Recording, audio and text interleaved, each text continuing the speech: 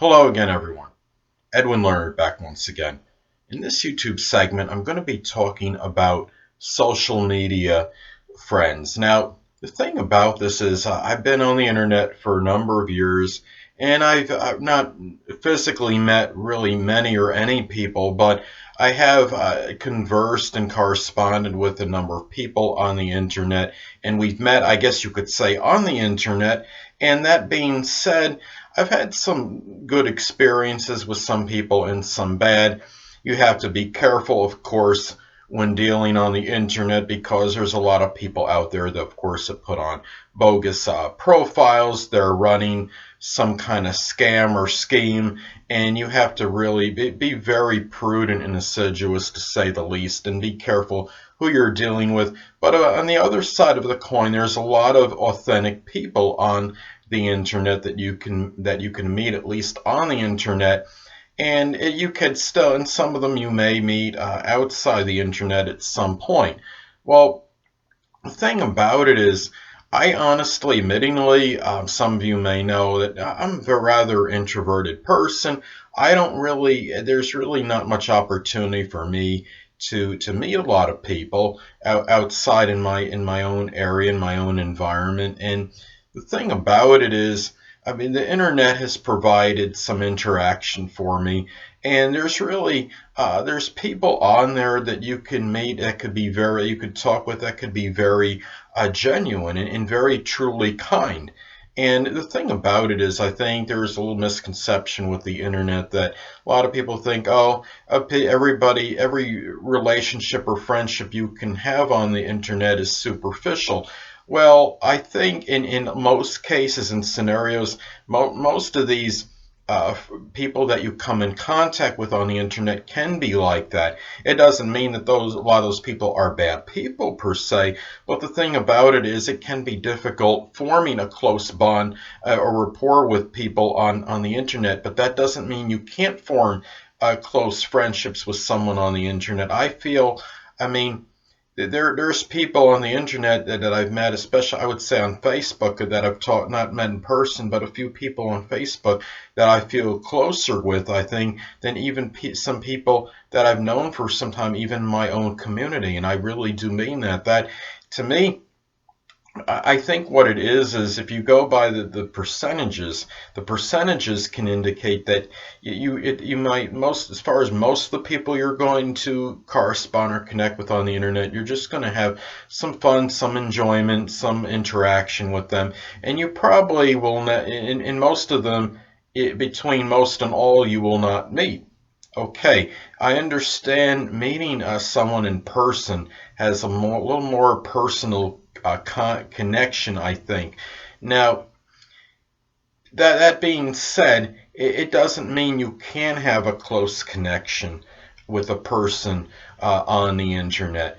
There are some people that may, even I've talked to, there was somebody that's in another country that I've corresponded with, and she even felt, even though I was in the United States, that she still felt a certain, I don't remember her exact words, but she felt a certain closeness with me, and that touched my heart when she said that to me, and she wrote that to me, and I do believe her. I think what she said was veritable and authentic, and I believed her when she said that to me, and it really touched me because very few people have really said anything like that to me, and that was a moment for me that I felt very, I was very I was very elated when I heard that. And that's what I want to get on, is that there is a certain misperception, I think, with people that you correspond with on the internet. But there are also people out there you have to be wary of. You do have the manipulators out there.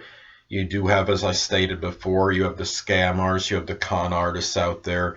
You have to be wary of certain things that on the internet. And there's also, I mean, you got to be careful what kind of information you're going to put out there, of course, to people that you don't really know very well.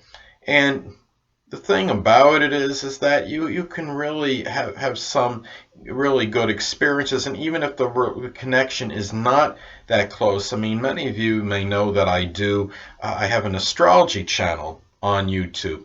And most of those people I'll never meet, but I have had some interesting communications with them when I did have my comments, when I had them in, before I had them blocked. When I had, I guess you could say, comments enabled, there was a lot of interesting communications I've had with people on there. And now even on Facebook, occasionally someone will, I guess you could say, they'll find me and they will contact me, and there'll be some interesting communication and conversation with them. And I think, but that being said, yes, on average, you're going to have a closer connection with people that you meet in person. Now, there's no doubt about that. But that doesn't mean that somebody on the internet doesn't mean you couldn't find a certain closeness with that person, whether you meet that person or not. And some people on the internet you may actually meet. I'm sure there's a lot of people out there that have correspond with people that were in different states or different countries, and they eventually ultimately wound up meeting these people face to face and have formed certain a bond with them. And I think that's very important to know. And just don't. I think what reason I talk about this is that if you're on the internet, you're on Facebook, Twitter, YouTube, whatever it might be. I mean, you don't want to be overly pessimistic and think, well, all these people here, I'll never actually form any closeness with any of these people. It's all superficial. All this friendliness is plastic. Sometimes it can be, but it's not true in all cases. And I think that's really super important to remember. And there's people out there that genuinely care. And when you go on like Facebook, I think it's also important to get into, if you're like me, you don't have an overabundance of social interaction in your own general environment. If you can find a group, like a like-minded group, like in my case, like for instance, like astrology group, and really you can really find something where you could talk with people even though it's online, and somebody with commonality and has common interests with you. And so, I mean, for example, sports, say if baseball's your thing and you could find an online group that talks about Major League Baseball, I say go for it, because I mean, it can give you an avenue or an outlet, at least for some kind of interaction anyway, even though on average it's not going to be nearly the same thing as face to face. So anyway, people, that's pretty much what I wanted to get at as far as, I guess we call this, social media friends. And until next time, people, Edwin Leonard saying, stay well.